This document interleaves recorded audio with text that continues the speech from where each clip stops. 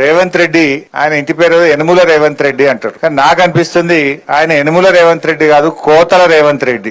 ఏ పథకం చూడు కోత పెట్టుడే. అరే కేసీఆర్ గారు ఉండంగా పంటకు రైతు బంద్ వేసిండు. నీకు ఓఆర్ఆర్ లోపల ఉంటే అయ్యా, రంగారెడ్డి జిల్లాలకు అయ్యా, మేడ్చల్ జిల్లాలకు బంద్ పెడతా, పటాన్ చెరువులకు ఎగబెడతా ఇట్లా అన్నాడు ఆ కేసీఆర్ ఎప్పుడన్నా? ఎవరన్నా గాని ఈ రాష్ట్రంలో అది ఎస్సీయా, ఎస్టీయా, బీసీయా, మైనారిటీయా, ఓసీయా, రైతు అయితే చాలు, రైతుల ఆత్మగౌరవం పెంచాలి అని ఈ ప్రపంచంలోనే రైతుకు నగదు బదిలీ చేసిన నాయకుడు కేసీఆర్, బీఆర్ఎస్ పార్టీ.